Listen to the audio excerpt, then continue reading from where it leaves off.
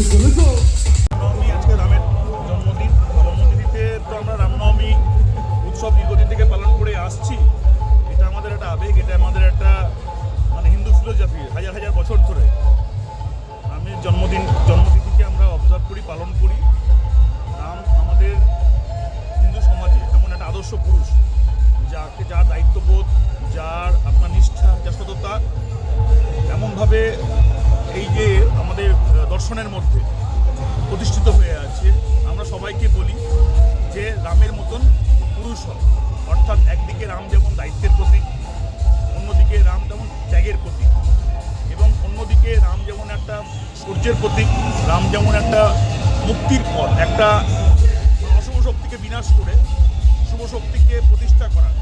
রামের এই যে দীর্ঘদিন থেকে রামায়ণ থেকে যে ব্যাখ্যাগুলো পাওয়া যায়, তার মধ্যে দিয়ে যে একটা বিস্তীর্ণ সমাজ এখনো পর্যন্ত রামের ওপর নির্ভরশীল।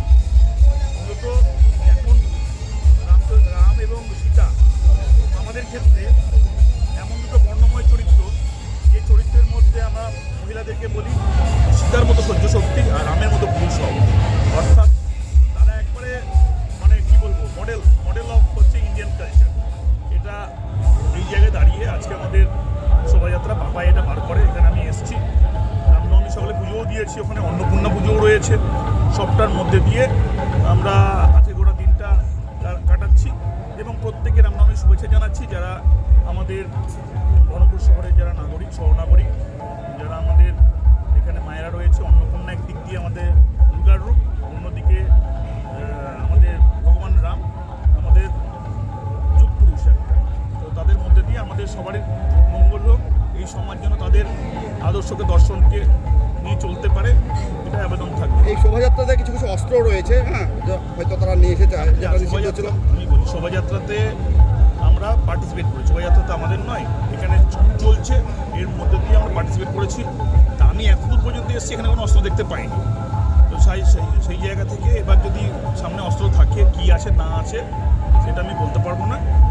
আমি এসেছি আজকে রামনবমী, একটা বড় প্রশাসন বেরাচ্ছে, এই প্রশাসনটা সব জায়গায় বের করছে, ওটা বহরমপুর জেলে বেরিয়েছে, এখানে বেরিয়েছে। এখনও পর্যন্ত আমি আজকে যারা আমাদের রাম ঠাকুরের সঙ্গে ভক্তির সঙ্গে জড়িয়ে রয়েছে, যারা রাম ভক্ত, যারা রাম ঠাকুরের পুজো করে, তাদের সেই ভক্তদেরকে আজকে আমি সাপোর্ট দিতে এসেছি। তাদেরকে তাদের উপবাস, তাদের যারা তো দেবতা, তাদের প্রতি সম্মান জানাতে এসেছি। দাদা, রামনবমীতে একাধিক জায়গায় একটু হিংসার কোথায় হিংসা দেখা যায় আমি বলতে পারবো না, তবে এখানে কোনো হিংসা হবে না, কারণ এটা সবাই একটা উপবাস করে পুজোটা করে, অর্থাৎ নিষ্ঠার সঙ্গে পুজোটা করে।